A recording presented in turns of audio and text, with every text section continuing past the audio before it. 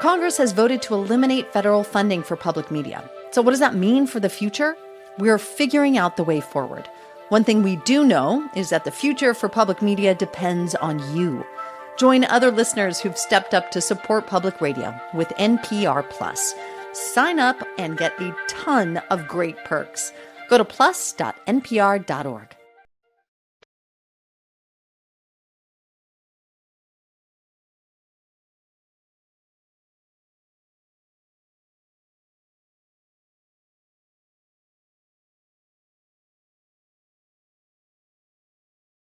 Hello and welcome to Car Talk from National Public Radio with us, Click and Clack Tappet Brothers, and we're broadcasting this week from the Center for Aphoristic Studies here. Aphoristic. You made up that word. No such word as aphoristic. Aphorismatic? Aphorismatic. Aphorismatic, that's it. Well, aphorisms, maxims, adages, proverbs, whatever you call them, they're kind of weird things, aren't they? I mean, how many people do you know who have ever counted chickens? I never did. I know Doug Mayer counts sheep. No, we won't discuss that.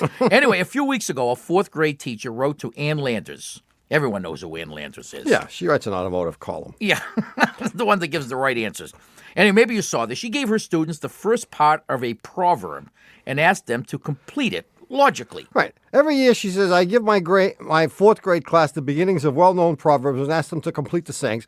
I thought your readers might enjoy it. Mrs. Leslie Vick from Westlake Village, California. So here's the beginnings that she gave them, and here's what they answered. It is always darkest, and the kid wrote, before you flunk a test. If at first you don't succeed, live with it. Oh, I like this one. Better late, and the kid writes, than absent. That was always my philosophy. A bird in the hand. This is a kid with This is a fourth grader. Fourth grader. This is a kid with imagination.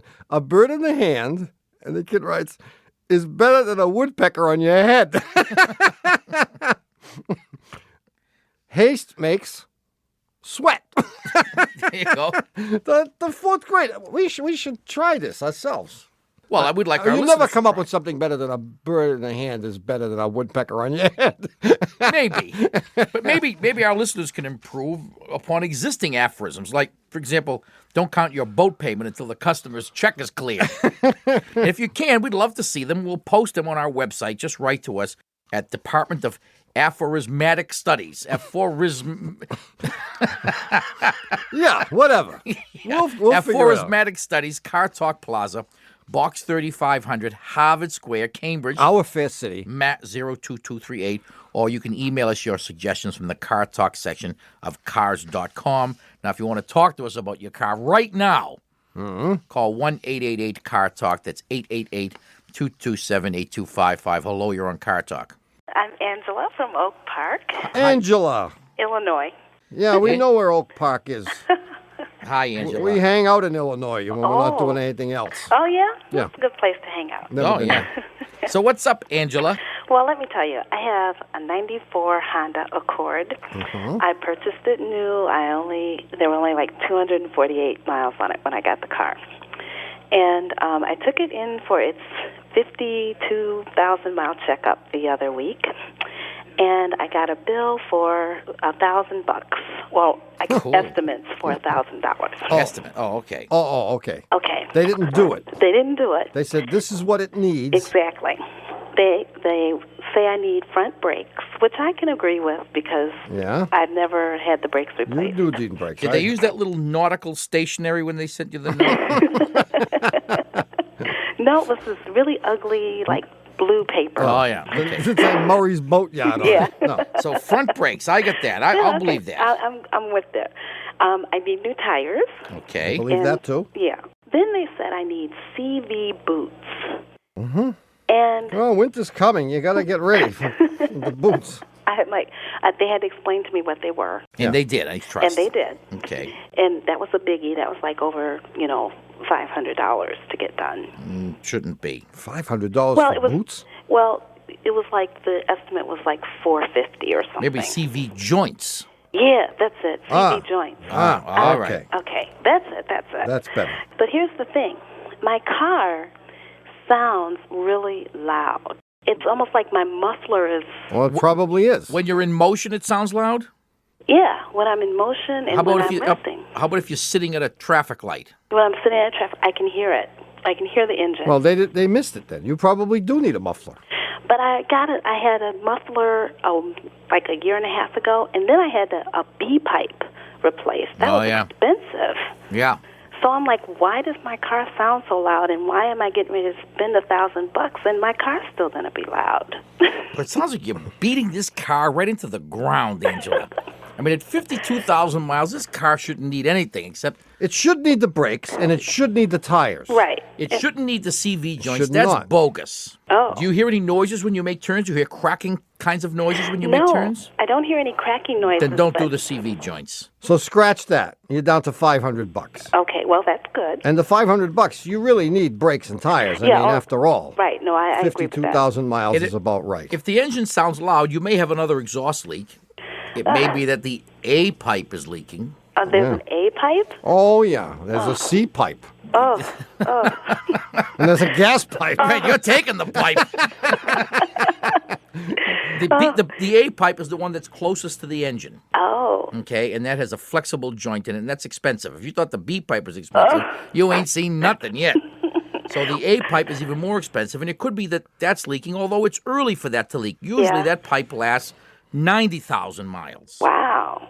So it's unusual for that to be leaking. I think rather you need a valve adjustment. A valve adjustment. If you can hear the engine running at idle, it sounds like a little sewing machine running maybe. Yeah. Then I think you need a valve adjustment. Oh. And it's time for that. Okay. So buy the tires, have them fix the brakes. Right. And tell them you'd like them to look at the valves to see if they're misadjusted. Okay. And check the rest of the exhaust system too.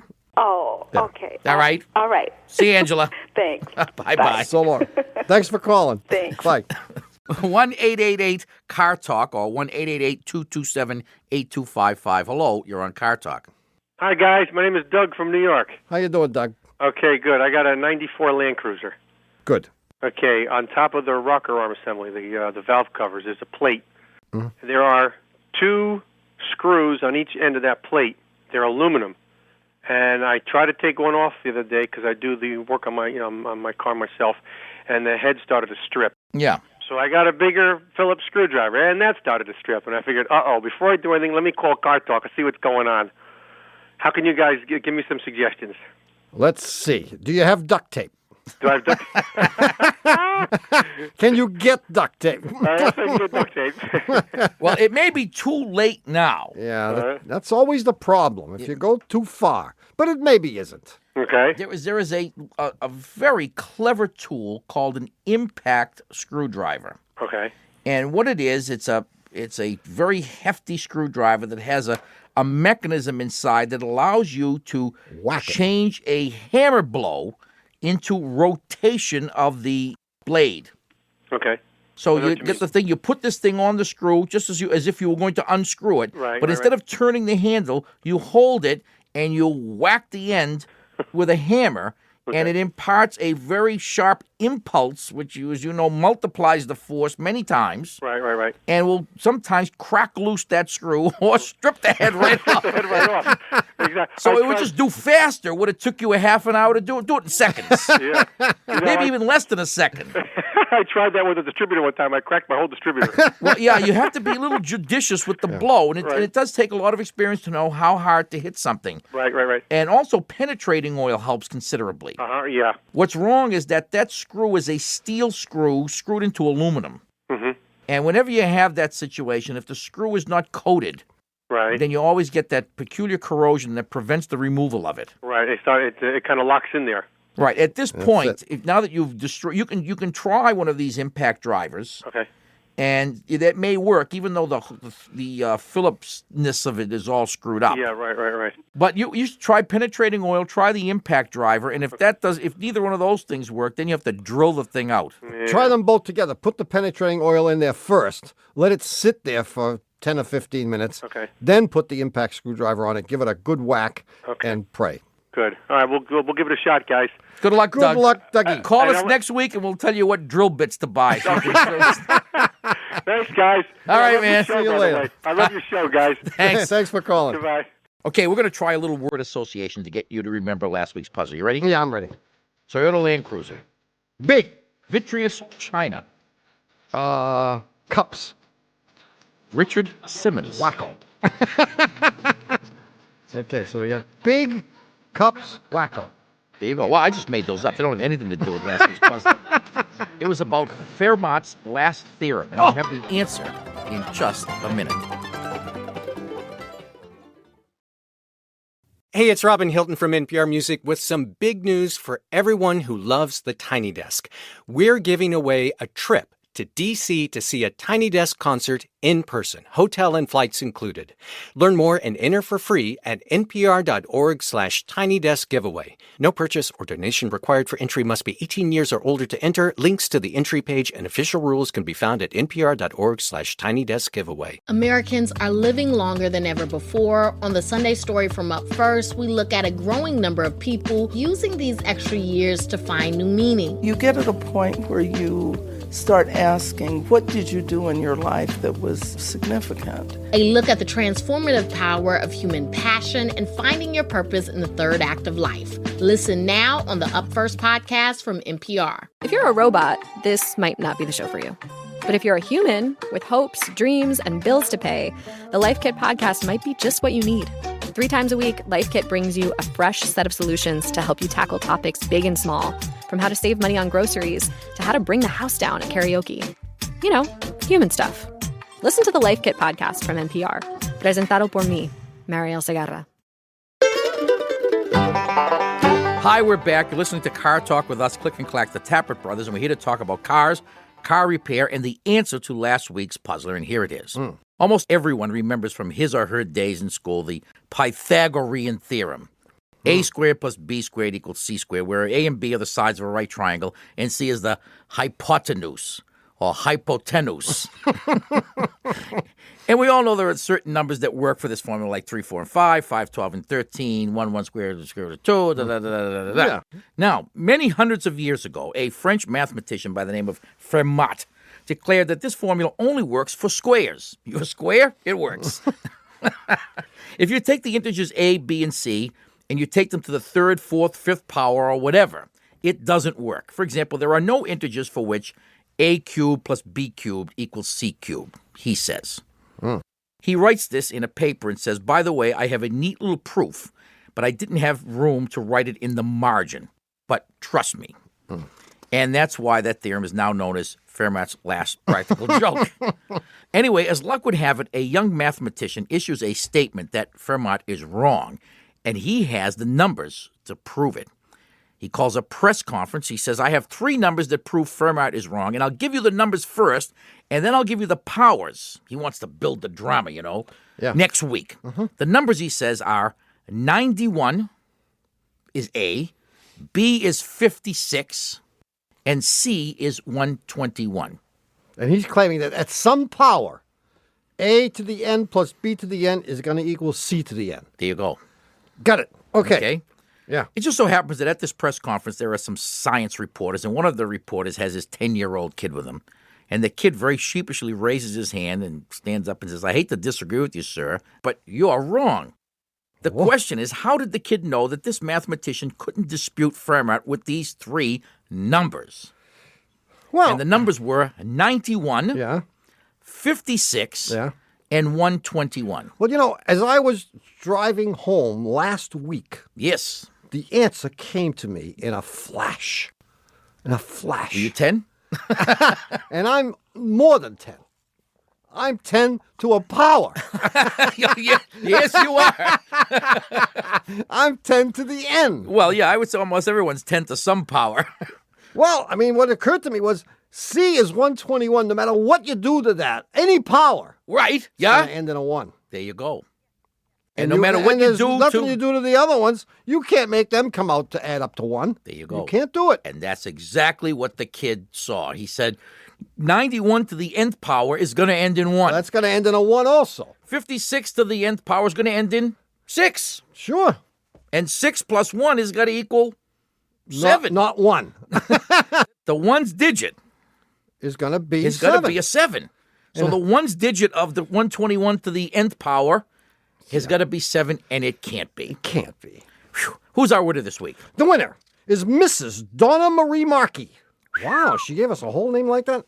Donna Marie Markey from Albany, New York, and for having her correct answer chosen at random this week, Donna Marie Markey from Albany, New York. Gets a new washer and dryer.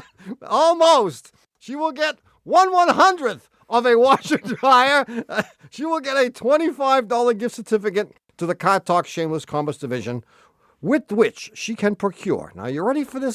You could get our brand new video called Faces Made for Radio, starring famous brothers, the Smothers Brothers, the Karamazov Brothers, Dr. Joyce Brothers, and people like that. Or you could get our brand new book of puzzlers called A Haircut in Horsetown and other great Car Talk puzzlers. That's under $25. And Donna Marie, think of it this way. You order the video or the book, you look it over, and if you really hate it, you give it to your husband for Christmas and you're rid of it. You don't have to tell him you got it for nothing. What a way to do your Christmas shopping. There you Just go. call the Shameless Commerce Division at 888-CAR-JUNK, or you can visit it at the Car Talk section of cars.com and pick whatever you want, Donna Marie.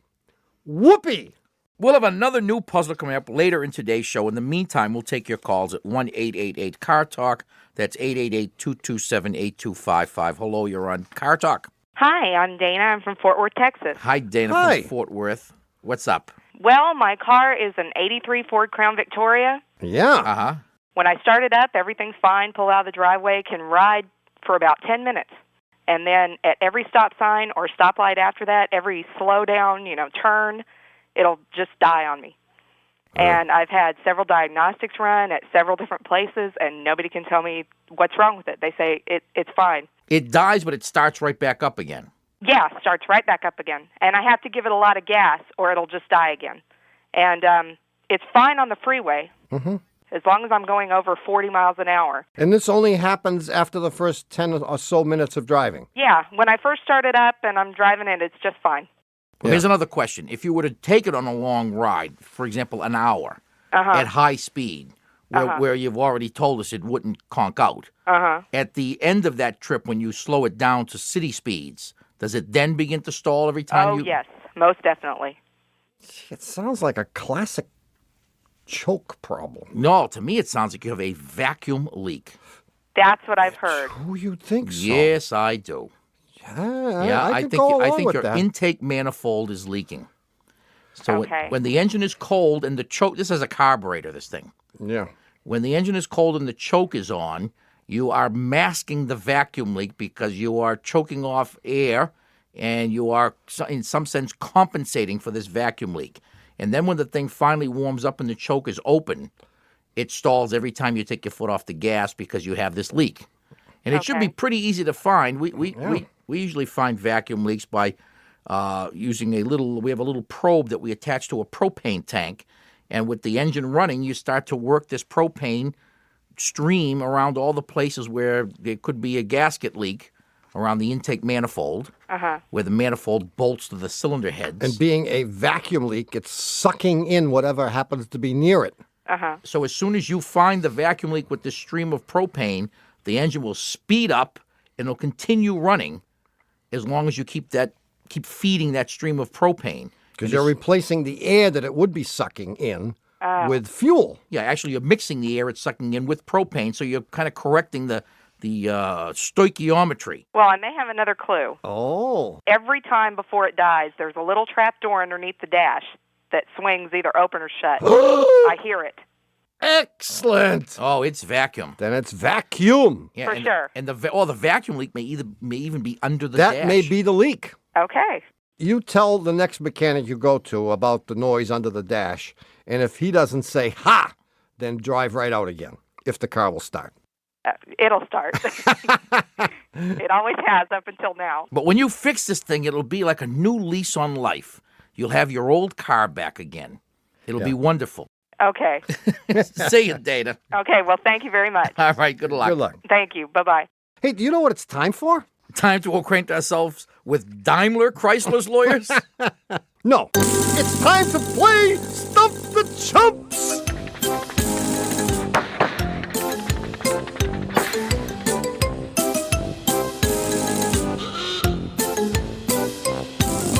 Every few few weeks, we find out whether the advice we have given out was any good by inviting back one of our past callers. By the way, for you ambulance-chasing lawyers out there, that's past, P-A-S-T, not P-A-S-S-E-D. That's correct. So who's this week's contestant? Tommy. Farmer Ben from Minnesota. Ben is back to tell us whether or not we correctly diagnosed the cause of the bucking and missing on his 84 Ford pickup. Listen to this. I don't think, I'm just curious. Yeah, no, it's not the carburetor. I think you have a bad or a beginning to go bad electronic ignition module. Yes? I think it's very likely that that module, which is now 14 years old, Wow. is every once in a while missing a beat. Okay. And when it does Okay. that, you will not get spark to a few cylinders, or maybe a whole bunch, maybe more than that, for a split second, and then it'll just jump right back in and work again. And how much is that going to cost me? I don't know what they cost. You might be able to buy one for between $50 and $100. That's not too bad. Yeah, I'll take the one out of the manure spreader. I got to go clean all the stuff. Yeah, we don't need to know. That's good. We don't, you know, Spare yeah, us the that's details. good. Okay. Make sure you wash your hands before you have lunch.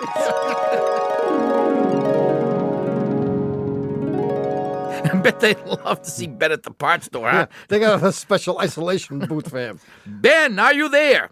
How's it going? Hey! Hey, before we find out what happened with your truck, we have to Carmen Mirandize you, all right? Yes. Is it true, Benjamin, that no one at Car Talk or National Public Radio has offered you large cash prizes or discounts on udder cream in exchange for favorable testimony today on Stump the Chumps? This is true. Well, so how did I do, Ben? Oh, man, you guys were so wrong. All right. Dirty I fuel looked filter. all There's the over that carburetor, manure wasn't it? spreader for one of those, and I couldn't find it. Oh, Nah, you were way off base. Yeah. we were? It was Yep. fuel, wasn't it? Nope. Wasn't? Nope. There was a vacuum leak behind the carburetor, and it only bothered when it got hot. Oh. And it cost me. Let me tell you, I spent $75 and put a new ignition control module on there, Oops. and it didn't do a damn Hey, thing. but think of the bright side. When that ignition module does go, you'll have a spare. That's true. You won't be at the mercy of any unscrupulous tow truck driver. You'll be able to open your glove box, pop that thing right I in happen there. to have one of those right here. That's right. So think of it. Think how lucky you are to have a spare. That's true. Where was the vacuum leak? At the base of the carburetor? I guess, yeah. They said it was behind the carburetor. It cost me $2 for some vacuum tube. And hey, the fuel mileage went up. It ran better. The grass was greener. My kids were better behaved. I'm trying to find. Can we play the tape back again? Jeez, I don't. Yeah, well, all I can say is thanks for playing Stump the Chumps, Ben. And we're sorry that we cost you $75. But all you need to do is send that bill to your local NPR station, and they will send you a check for $75. That's the kind of guys we are. Really? I'll Right. try that. You'll get them to pony up. Okay. See you, Ben. Thanks for playing. Bye. Wrong again, huh? I don't think we're batting the 300 that we were batting a few years ago. No contract renegotiation for us. Hey, stick around for more calls and the new puzzler coming right up.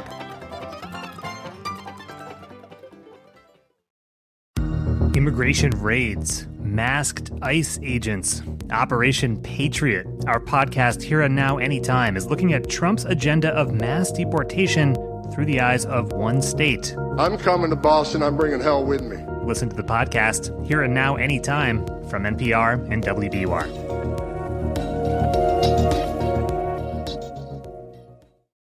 These days, with all the information coming at you, it can be hard to know what's accurate, what's not, and what's worth your time. Here to help you navigate it all is 1A. 5 days a week, the 1A podcast provides a forum for curious minds to explore different angles on the biggest headlines and give you a more balanced take on what's happening. Listen to the 1A podcast from NPR and WAMU. Do you ever look at political headlines and go, huh? Well, that's exactly why the NPR Politics Podcast exists. We're experts, not just on politics, but in making politics make sense. Every episode, we decode everything that happened in Washington and help you figure out what it all means. Give politics a chance with the NPR Politics Podcast, available wherever you get your podcasts. Shortwave thinks of science as an invisible force, showing up in your everyday life. Powering the food you eat, the medicine you use, the tech in your pocket. Science is approachable because it's already part of your life. Come explore these connections on the Shortwave Podcast from NPR. Ha! We're back. You're listening to Car Talk with us, Click and Clack, the Tappert Brothers, and we're here to discuss cars, car repair, and the new Puzzler. Here it is. We used this one about 20 years ago, and it's time to revisit it. See, I may remember this one. You may. Because my long-term memory is great. Okay, this was inspired by... Are we related to each other? By the way... You look familiar as hell. By the way, what? By the way, we are no longer accepting email puzzler suggestions. If you have an email puzzler suggestion, we don't want it. Wow. Because they all stink. Really? Yeah. You're making, what do they call, what do we used to call it? A sweeping generalization. Yeah. Well, every week, Catherine hands me 200 emails. Yeah. First of all, half of them are, a complaint was received by the Pontiac Division of General Motors Corporation about some bozo's ice cream melting, and I don't want that one anymore.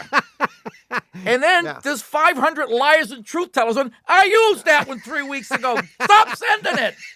Jesus.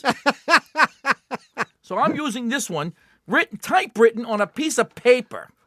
Wow. See, from 1973. I've said over and over again that snail mail is the only way to go. Well, this was sent in about 5 years ago by a guy named Richard Rubach. And I like it, and I used it about 25 years ago. He's but the I'm going to use it inventor again. of the Rubach Cube, Yeah, isn't Rubach's Cube. Once upon a time, there lived a king who wished to find the wisest man in the realm to be his assistant. So he summoned... That's it? He's going to find the wisest guy in the whole world? In his realm. And he's going to give him the title of assistant? First assistant. He summons the three known wisest men to his court, and he's about to administer the following test. Yeah. He says to them, sit down, you morons. I'm going to put either a red hat or a white hat on each of your heads. Mm-hmm. And facing them in a circle and standing behind them, he proceeds to place 3 red hats on their heads, one red hat on each of their heads. Yeah. He says to them, if you see, obviously they can see not themselves, but there are no mirrors in the room. Mm-hmm. They can see just the other 2 contestants. If you can see a red hat... I hadn't said that about the mirrors. I was going to use that for the answer. If you can see another red hat... Raise your hand. Raise your hand. They all what? Yeah. Raise their hands because they're each wearing a red hat. Sure. Then he says, if you can tell what color hat you have on, stand up. Yeah. Time goes by. Nothing happens. One guy looks at another guy. He looks at the other guy. The other guy looks at him. Finally, one guy stands up and he says, I'm wearing a red hat. Wow. Now, didn't hurt that he noticed the king holding 3 white hats in his hand. He was looking in the other guy's glasses. Right. When you move, when you put your head down a little bit. The question is, how did he know that he was wearing a red hat? Yeah. Now, if you think you know the answer, mail it to us at Puzzler Tower along with your puzzle suggestion. Puzzler Tower, Car Talk Plaza, Box 3500, Harvard Square, Cambridge. Our fair city. Ma 02238. Or you can do an electronic funds transfer and email your answer on a $20 bill to us from the Car Talk section of cars.com. If you'd like to talk to us, the number is 1-888-CAR-TALK. That's 888-227-8255. Hello, you're on Car Talk. This is Peter Daniels from Crested Butte, Colorado. Hi, Peter. From where? Crested Butte. Crested Butte. It's a small ski town, central Colorado. It's better than Crusted Brute. Crusted Butt. Everybody who lives here has heard that one. Crested Butte, where? What state? Colorado. Colorado. Oh, okay. So what's up, Peter? Okay, well, I have a car. Good. And that's the first problem. The rest of it is the mechanic, and that's me. Oh, that's the second problem. I know it, and it's a biggie. Yeah. The problem is, I could be driving along, and in the day it's not a problem, but generally when I turn on the lights, and particularly if I have the heater on, if I step on the brakes, there's often a flash or sparks, and usually accompanied with the smell of wires. Where does the flash occur? That occurs directly above my left foot, near the clutch, and it's at that time that everything about the car stops. So the clock stops ticking, the engine, the lights. The only thing continuing is any forward momentum I might have had. So what year Dodge Dart is this? It's a Honda Accord. Really? Yeah. Well, how old? 80, 81, something like that. 80, 81. Yeah, When you go back that far, they just do approximate dates. Well, I've never figured it out, and every time I need to buy a part for it, they're the same regardless of the year, so I never bothered. Yeah. But okay, here's a hint. It may help you. Years ago, a bicycle that was being taken off the roof ripped the antenna off, and I'm wondering if water could have flown down inside of that little extra space that was then made, and then gotten into the wires, and then overheated, because it's originally started in 92. Wait, water could have flown down? I lived in Washington State. I thought it might have just past tense of flow. Yeah, it is. I'm sorry. It's past participle, right? Flow, flowed, flown. Well, as long as the point's conveyed. I loved it. The point was conveyed. And the point was, I understood everything. It didn't bother me. So you think maybe water got down in a short circuit? I thought that might have been a short circuit. I don't think so. I thought that was the beginning, maybe. Well, no, you say the problem happens when you step on the brake only. Yeah. Well, have you bothered to look to see how many wires you're crunching when you're stepping on the brake? No, I don't think it's that. I think it's more along the lines of just like power draw. No, you it's think not. so? I mean, the additional power draw when the brake is depressed is pretty minimal. 4 amps. Okay. Well, why would it be increased? Why would this problem get worse when I also have the blower fan on? And what happens again? You see sparks? And I'm nearly confident that when I stand on that brake, it doesn't budge a wire. And it happens every time? What if you had everything else off? Well, without the lights off and without the fan off, it's usually a pretty good bet that I'm fine. Oh, that's why you have drawn the conclusion you've drawn. Yeah. And I'm with you now. Okay. Well, I still don't believe it. Because, I mean, it's very unlikely that power draw could cause sparks to fly. Okay. Yeah, you have to have positive making contact with negative. A short circuit. And that happens when you push a wire somewhere. And I would have to bet big bucks that if you had the stomach for it and could lie down on your back, I've done it. with your head underneath that dashboard. Been there. While driving. Oh, that's tough. That's a little bit harder. Well, did you do it with the heater on, the lights on, and have someone depress the brake pedal? No, I've just done it sitting there in the driveway. Oh, you got to turn everything on and pretend that you're driving, but obviously don't. Exactly. Put your head under there and have somebody else. I would wear safety glasses just in case. Seriously, in case sparks do fly. Yeah, good call. Yeah. And I think you'll just see what's happening. It's going to be... so you're still pretty sure that I'm moving a wire when I step on I think you're going to do a visual on this one. I think so. I think so. It is not an electrical problem. It is a mechanical problem. Okay. I would bet money on it. I just don't see how it's related to when the blower's on, though. It's rare that we get calls like this because most cars with these problems catch fire. That's and another I don't know story. how yours escaped, quite honestly. That's another story. That was a different Honda. That was you've burned one up already. Well, that wasn't my fault. No, you have. I'm telling you, you have got to be somehow moving a wire. Okay. You've got to be, or somehow interrupting a ground circuit. You may be, for example, when stepping on the brake, you may be moving the firewall enough to interrupt a ground circuit. Okay. Okay. Ooh, because that could be. Yeah. Okay. Either you have a cracked firewall and you're interrupting a ground circuit that flows through the firewall or some such thing, and that's causing the dimming of the headlights and it's causing the sparks or whatever else you see. So tomorrow morning, just turn on the heater, turn on the lights, and crawl under there. Do it at night. Of course, at With night. glasses. With glasses. With glasses, Yeah. and you'll see those sparks fly, and you'll know exactly what it is. Okay. But make sure there's someone around to help you, because when the thing catches fire, you need someone to grab your feet and drag you out of that front seat, because you'll be buried in and throw there. sand on you. I'm writing this down. Okay, throw sand. Throw sand on Got it. Peter. Okay. Thanks, Peter. Good yes, luck. sir. Take care. All right. Bye. Bye.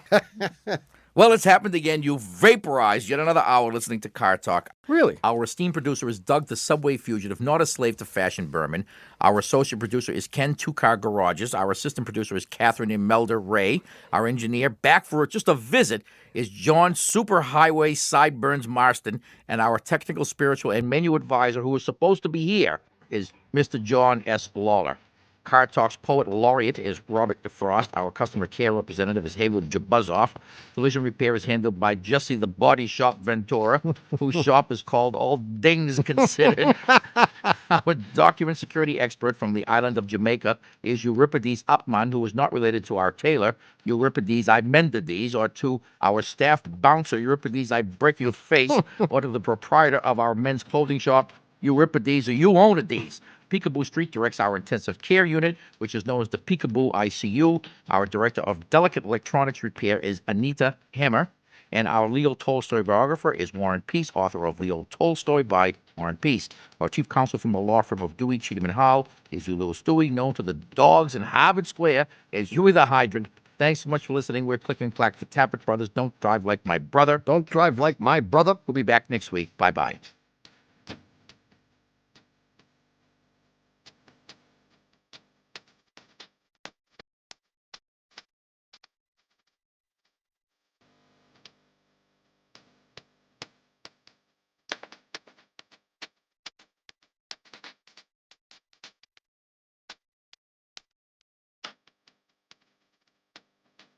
And now, here is Car Talk Plaza's very own rap master, Mr. Vincent E. Goombots. Hey, what's the E for, Vinny? Hey!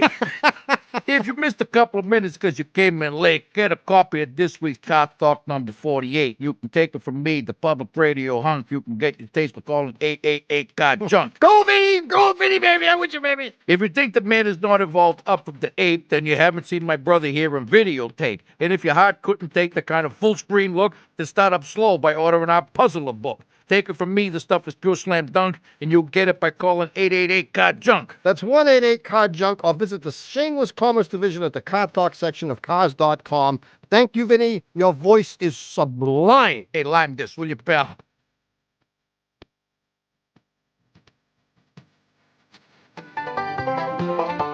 Car Talk is a production of Dewey, Cheatham & Howell and WBUR in Boston. And even though Kevin Close rethinks his decision to turn down the CEO job at Dairy Queen, when he hears us say it, this is NPR, National Public Radio. Stars, they're just like us. John Legend goes to CVS. Well, that's because he has his own skincare line. It was so exciting to actually go into one of those stores.